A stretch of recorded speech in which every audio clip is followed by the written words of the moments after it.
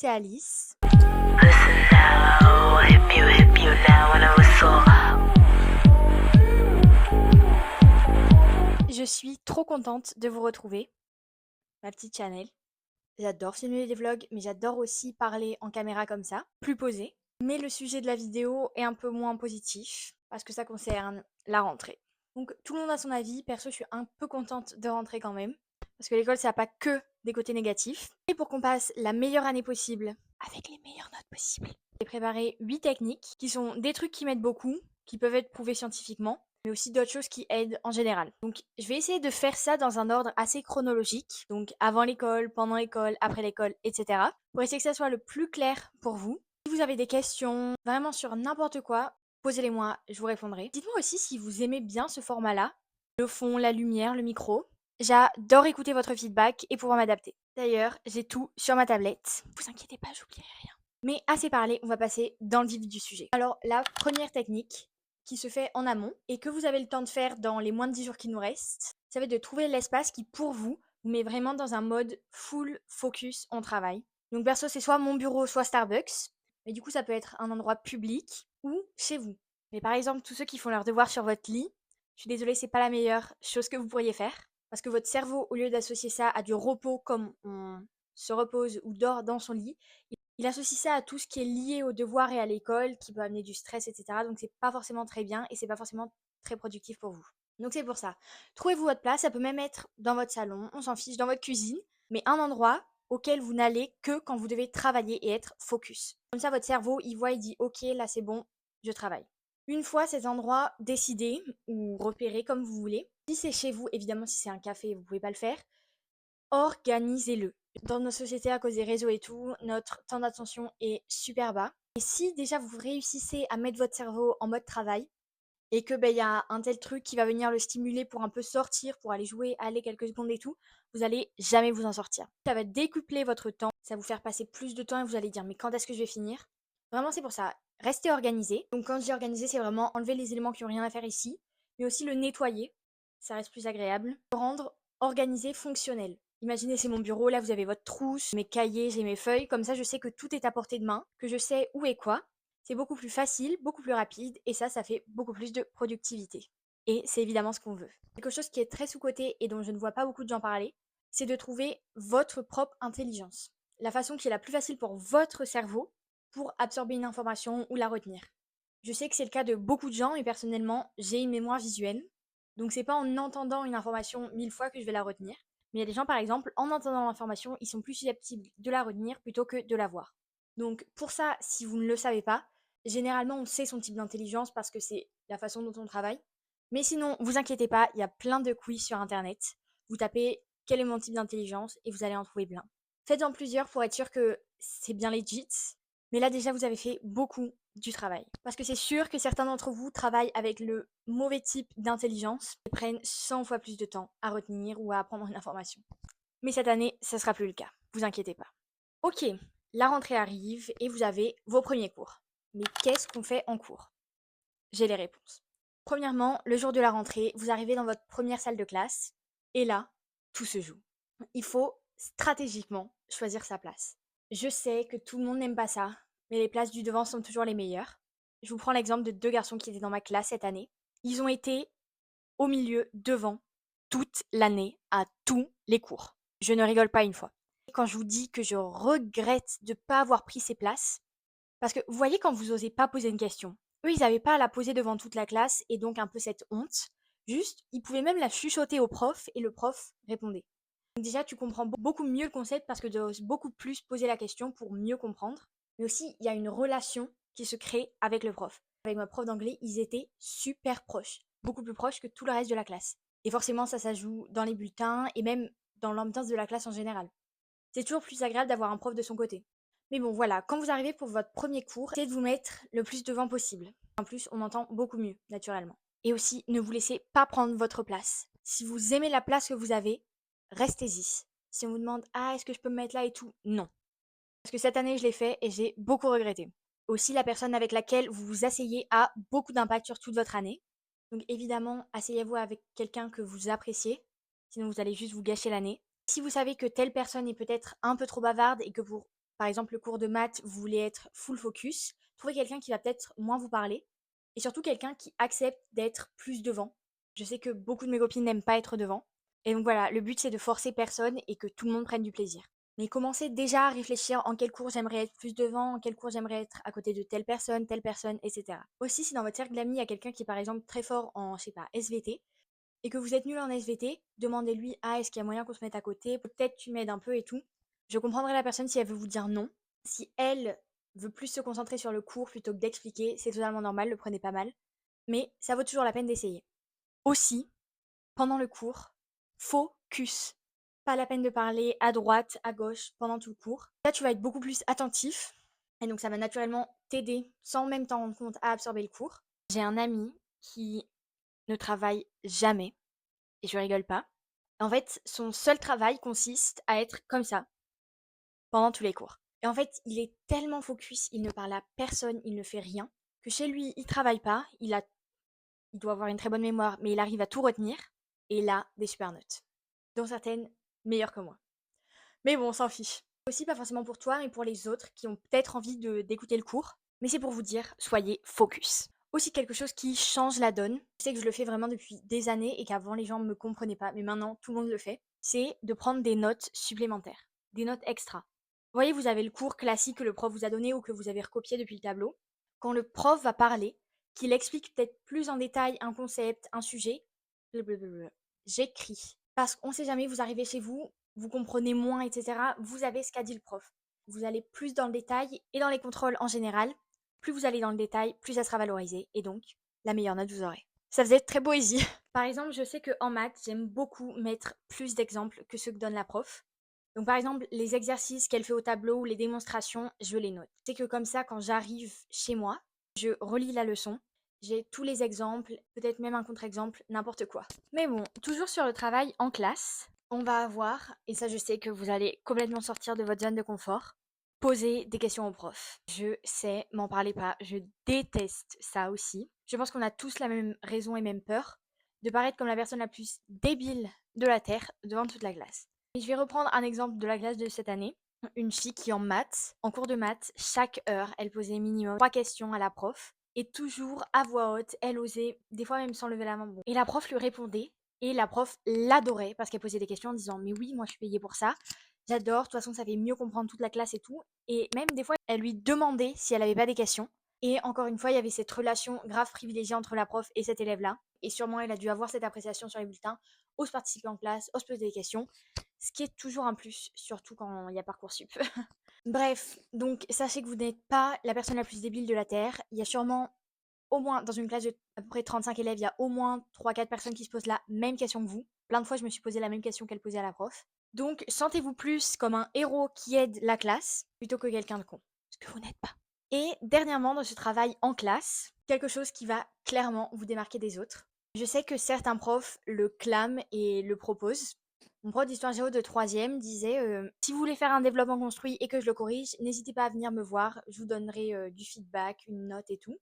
Du coup, ne compte pas dans votre bulletin. Du coup, il y a toujours pas ce stress-là, mais tu as quand même un entraînement qui est complètement pris en compte. Déjà, le prof se dit ok, celui-là il est sérieux, il veut grave progresser. Et en plus, ça vous donne un entraînement bénéf. Il faut juste du temps, ok, mais vous prenez sur votre mercredi après, ou même sur votre week-end, pendant les vacances, je m'en fiche. Donc, soit il y a les profs qui le proposent à voix haute en cours, soit vous pouvez tenter d'aller voir le prof en lui disant excusez-moi, monsieur, madame, est-ce que vous accepteriez si je vous donnais du travail supplémentaire, de me le noter, de me donner un avis? Et je vous jure, là, le prof, il se dit waouh, vous avez marqué grave des points. Cette section s'applique un peu sur quand vous êtes à l'école et quand vous êtes chez vous. C'est de romantiser l'école. Ça a grave blow up ces derniers temps sur les réseaux. Mais du coup, je vais vous donner quelques façons assez simples de romantiser vos années lycée ou même collège. Premièrement, des choses que vous pouvez faire dès maintenant si vous n'avez pas fait vos fournitures scolaires. Vous achetez des fournitures cutie, mignonnes, motivantes, tout ce que vous voulez.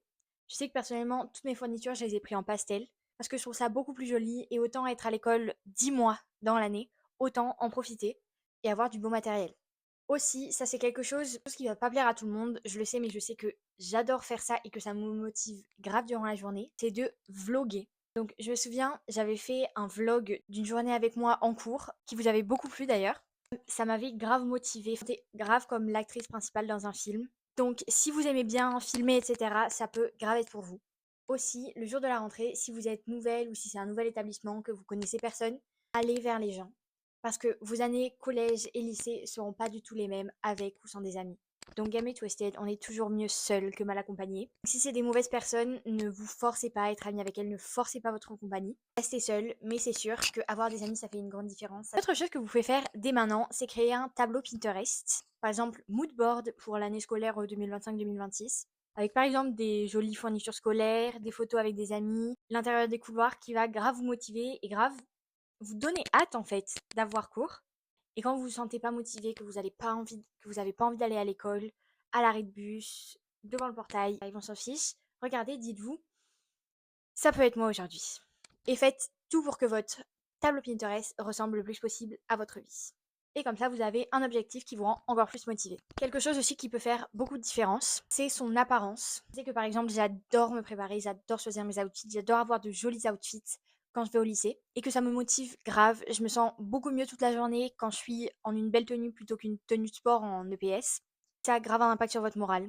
Alors qu'il n'y a rien de plus simple. Dernière chose qui peut être assez fun, j'en ai fait un d'ailleurs hier, c'est de faire les masques en hydrogel. Vous voyez que vous pouvez laisser des heures. Par exemple, je sais que des fois, quand je dois réviser pendant des heures ou faire quelque chose scolaire pendant des heures, je me mets ce masque. Hier, par exemple, j'en ai fait un de 3 heures. Vous pouvez mettre même votre téléphone en time-lapse, comme ça vous ne pouvez pas le toucher. Et pendant 3 heures, vous faites que ça. Et c'est fun tout en restant le maximum productif. Et en plus, après, vous allez avoir une peau super belle. Donc, c'est gagnant-gagnant. On passe à la quatrième astuce qui consiste simplement à faire une routine. Et je vous jure, ça va changer toute votre vie. Si vous n'avez pas de routine matinale ou même du soir, vous ratez tellement. Je vous jure, le jour où vous allez commencer à faire votre routine, que vous allez l'élaborer, votre vie va changer. En fait, le cerveau aime beaucoup les routines et ça va être beaucoup plus simple de remplir tous vos goals et objectifs si vous avez une routine claire, simple. Parce que naturellement, vous savez ce que vous devez faire, vous ne pouvez pas vous disperser et donc naturellement, vous êtes plus productif. Aussi, j'ai lu il n'y a pas longtemps, et ça tombe bien parce que c'est ce que je fais personnellement. Je sais que dans mes objectifs, il y a 20 minutes de sport par jour. Mais du coup, quand je finis à 18h, c'est compliqué. Quand je rentre chez moi, direct, je fais les 20 minutes de sport, je vais à la douche et après, je fais tout ce qui est devoirs, révision, etc. Et quand j'ai fait le script, j'ai lu un article qui disait que c'était bien faire une vingtaine de minutes de sport avant de réviser ou de faire ses devoirs. Attendez, je vais lire pour être sûr de bien la voir. Donc, du sport avant de réviser, ça permet de réenclencher les fonctions cérébrales qui vont aider à améliorer la mémoire et les performances cognitives, mais aussi à libérer des endorphines qui vont aider à améliorer votre humeur et réduire les niveaux de stress. Donc, c'est parfait. Et perso, je préfère réviser que faire du sport. Commencer sa routine par la tâche la plus compliquée ou celle qu'on a le moins envie de faire, c'est parfait parce qu'en plus, après, vous vous sentez tellement plus productif et beaucoup plus motivé. Aussi, il y a une étude qui a prouvé que c'était bien, juste avant d'aller dormir, de réviser un tout petit peu.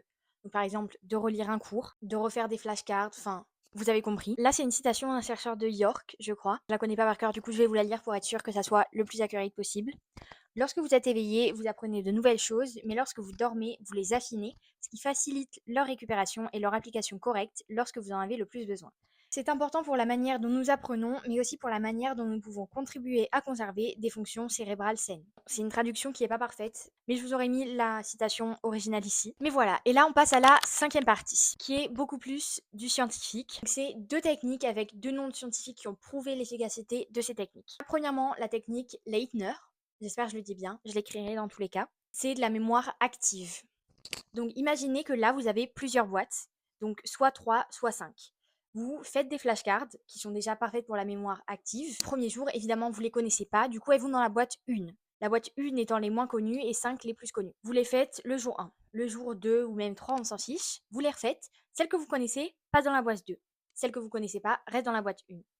Ensuite, le jour, par exemple, 3, 4, on s'en fiche, vous les refaites. La boîte 1, celle que vous connaissez pas encore reste dans la boîte 1, mais celle que vous connaissez pas dans la boîte 2. Et celles qui étaient déjà dans la boîte 2, vous les refaites. Et celles que vous connaissez de la boîte 2, vous les passez dans la boîte 3. Etc. etc. jusqu'à ce que plus aucune ne soit dans la boîte 1 et toutes soient dans la boîte finale. C'est une très bonne technique qui est excellente pour tout ce qui est connaître par cœur. Si vous avez des difficultés pour apprendre des choses par cœur, vous devriez vraiment essayer la Leitner technique. Et la technique Feynman, que vous connaissez sûrement pas avec ce nom-là, qui est très très simple. C'est basically d'expliquer tout très simplement. Imaginez que vous avez, je sais pas, un ami imaginaire, ou même vous prenez votre petite sœur, votre petit frère, qui a par exemple 10 ans. Je sais que je le fais un peu avec ma demi-sœur de 8 ans. Vous expliquez un concept qui peut être compliqué, enfin, par exemple un théorème de maths, je sais pas. ou un fait historique que vous venez expliquer à un petit. En fait, vous allez devoir tellement le simplifier que pour votre cerveau, ça va être tellement simple et même vous allez être en mode, mais en fait, c'est même pas compliqué.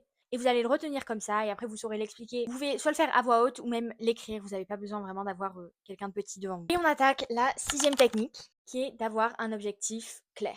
Enfin, un objectif final. Être une note, une moyenne, une appréciation, certaines sections que vous voulez intégrer, un parcours d'études supérieures ou même un métier. Ça va, je vous jure que ça va vous donner grave de la motivation, surtout en regardant le taux d'admission. Par exemple, cette année, je voulais intégrer la section BFI de mon lycée. Je sais qu'il y avait 35 places. Je savais pas combien de gens allaient se présenter et ça m'a tellement motivée. Je me suis dit, imagine la liste arrive, il y a 500 personnes pour 35 places et je vous jure que j'ai un autre exemple personnel qui est plus dans les études supérieures et pas forcément dans le maintenant. En ce moment, je suis assez intéressée par le journalisme.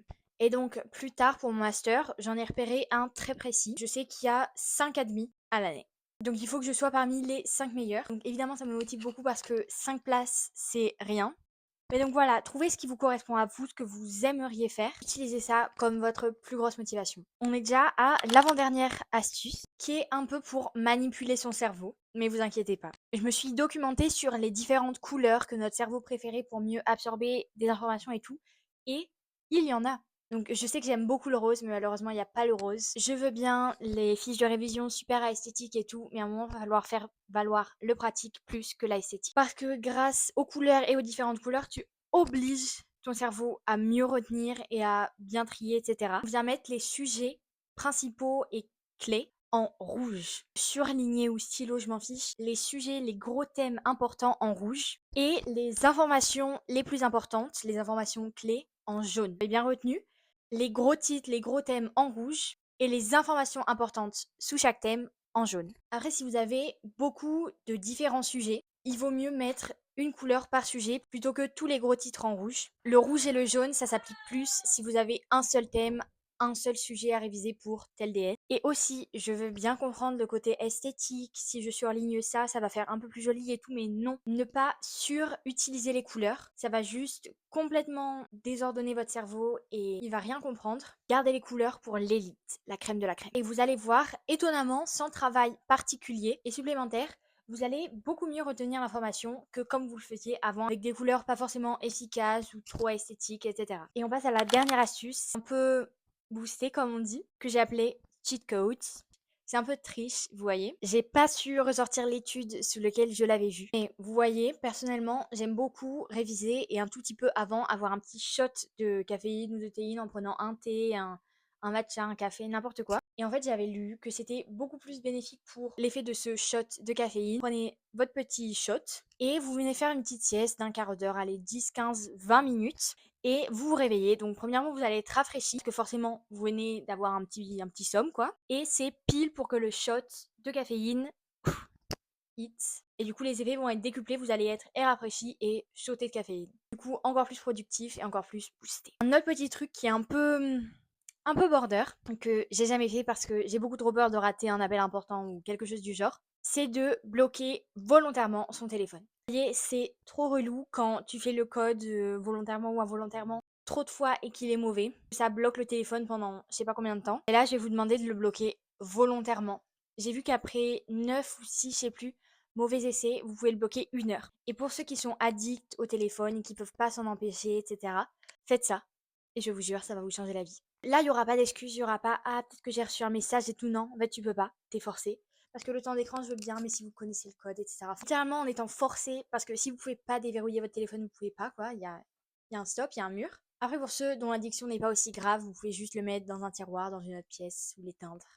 Si c'est vraiment quelque chose qui vous empêche de travailler et qui vous gâche vos révisions, pensez à la technique. Mais donc voilà, je vous ai donné mes 8 techniques favorites qui j'espère vont vous booster cette année. Chanel est aussi resté avec nous pendant toute la vidéo. Chanel, c'est mon chat d'ailleurs. Attendez, je me mets un peu plus confortable. Perso, faire cette vidéo, ça m'a beaucoup motivée. J'ai beaucoup plus hâte de faire cette rentrée et d'avoir mes premiers gros DS. Parce qu'on sait tous qu'on va les dead. Mettez tout en œuvre. Vous allez forcément voir du changement. Surtout si vous partez très loin. Mais j'ai confiance en vous. Vous pouvez le faire. Profitons de ce qui nous reste de vacances. Je vous souhaite une très bonne année.